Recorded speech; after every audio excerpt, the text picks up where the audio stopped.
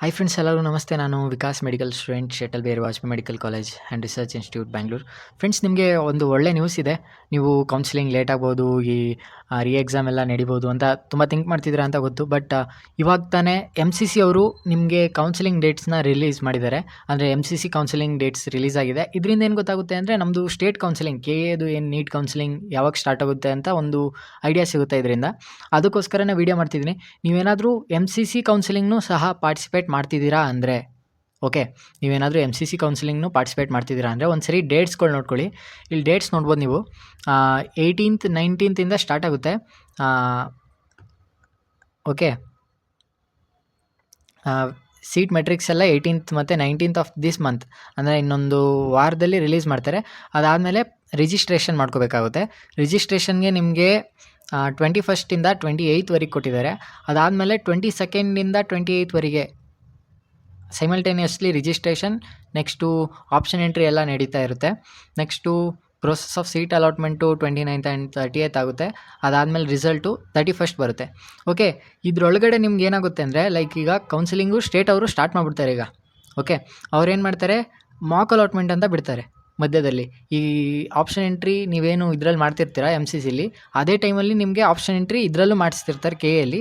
But result, mock allotment result ಬಿಟ್ಟು ಮತ್ತೆ option entry ಮಾಡಿಸಿ, ಆ ರಿಸಲ್ಟು ನಿಮ್ಮದು MCC ರಿಸಲ್ಟ್ ಬಿಟ್ಟು ಇನ್ನೊಂದು ಸ್ವಲ್ಪ ದಿನ ಆದಮೇಲೆ ರಿಪೋರ್ಟಿಂಗ್ ಟೈಮಲ್ಲಿ ನಿಮಗೆ KAದು ಆ್ಯಕ್ಚುಯಲ್ ರಿಸಲ್ಟ್ ಫಸ್ಟ್ ರೌಂಡ್ದು ಬಿಡೋಂಥದ್ದು. ಓಕೆ, ಇವಾಗ ಮಾಕ್ ಅಲಾಟ್ಮೆಂಟ್ ಮಾಡಿಸ್ಕೊಳ್ಳೋಕ್ಕೆ ಇವಾಗ ಆಪ್ಷನ್ ಎಂಟ್ರಿ ಸ್ಟಾರ್ಟ್ ಮಾಡ್ತಾರೆ. ಇನ್ನೊಂದು 18th 19 ಅಂದರೆ ಇನ್ನೊಂದು ವಾರದಲ್ಲಿ ಸ್ಟಾರ್ಟ್ ಮಾಡ್ತಾರೆ.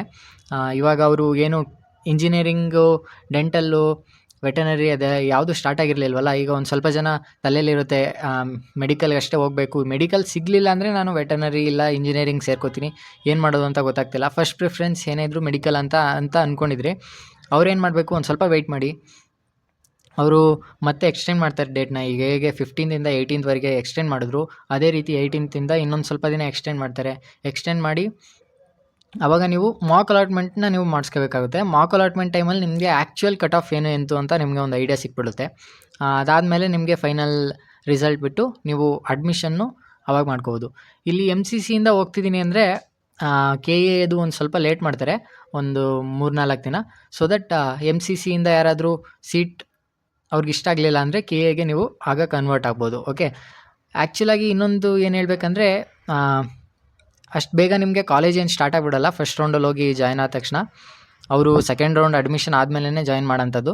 ಸೊ ಅದಕ್ಕೋಸ್ಕರ ನೀವೇನು ಮಾಡಿ ಅಂದರೆ, ತುಂಬ ಜನ ನೀವು ಸೆಕೆಂಡ್ ರೌಂಡ್ಗೋಸ್ಕರನೇ ಕಾಯಿರಿ. ಏನಾದರೂ ಟಾಪ್ ಕಾಲೇಜಸ್ ಸಿಕ್ತು ಅಂದರೆ ಯು ಕ್ಯಾನ್ ಜಾಯ್ನ್. ಬಟ್ ನಿಮಗೆ ರಿಕ್ವೈರ್ಮೆಂಟ್ ಕಾಲೇಜ್ ಸಿಗಬೇಕಂದ್ರೆ, ಈಗೇನು ಕಟ್ ಆಫಲ್ಲೆಲ್ಲ ನೀವು ನೋಡ್ಕೊಂಡಿರ್ತೀರ, ಅದೆಲ್ಲ ಸೆಕೆಂಡ್ ರೌಂಡ್ ಕಟ್ ಆಫ್ ಆಗಿರೋದ್ರಿಂದ ನೀವು ಸೆಕೆಂಡ್ ರೌಂಡ್ವರೆಗೆ ಕಾಯಬೇಕಾಗುತ್ತೆ. ನಿಮ್ಮದು ಆ್ಯಕ್ಚುಯಲ್ ನಿಮಗೇನು ಕಾಲೇಜ್ ಅದು ಸಿಗಬೇಕಂತ ಇತ್ತು ಅಂದರೆ.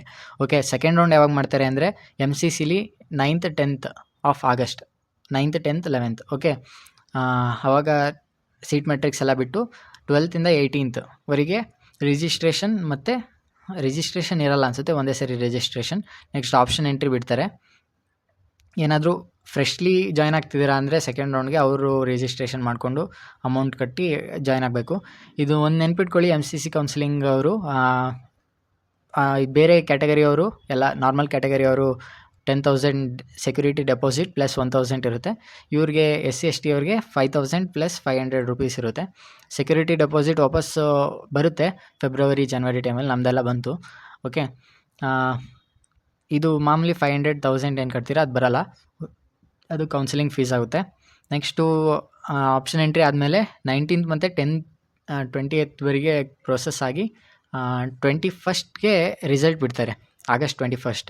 ಅಂದರೆ ನೀವು ಅರೌಂಡ್ KAಯಲ್ಲಿ ನೀವು ಯಾವಾಗ ಎಕ್ಸ್ಪೆಕ್ಟ್ ಮಾಡ್ಬೋದು ಅಂದರೆ ರಿಸಲ್ಟ್ನ ಅರೌಂಡ್ 25th ಆಗಸ್ಟ್ಗೆ ನೀವು ಎಕ್ಸ್ಪೆಕ್ಟ್ ಮಾಡ್ಬೋದು. ಅದಾದಮೇಲೆ ಒಂದು 10-15 ಡೇಸ್ ಬಿಟ್ಟು ನಿಮಗೆ ಕಾಲೇಜ್ ಅಡ್ಮಿಷನ್ ಮಾಡ್ತಾರೆ. ಅಂದರೆ ಕಾಲೇಜ್ ಆ್ಯಕ್ಚುಯಲ್ ಸ್ಟಾರ್ಟ್ ಆಗುತ್ತೆ. ಕಾಲೇಜ್ ಆ್ಯಕ್ಚುಯಲ್ ಸ್ಟಾರ್ಟ್ ಯಾವಾಗ ಆಗುತ್ತೆ ಅಂದರೆ, ನಿಮಗೆ ಆ್ಯಕ್ಚುಲಿ ನಾನು ಪ್ರೆಡಿಕ್ಟ್ ಮಾಡಿದ್ದೆ ಲಾಸ್ಟ್ ಟೈಮ್ ಒಂದು ವೀಡಿಯೋ ಮಾಡಿ, ಆಲ್ಮೋಸ್ಟ್ ಅದೇ ಡೇಟ್ಸ್ ಬಂದಿದೆ. ಬಟ್ ಇದು ಏನೋ ಒಂದು ಸ್ವಲ್ಪ ಪ್ರಾಬ್ಲಮ್ ಆಗಿತ್ತು.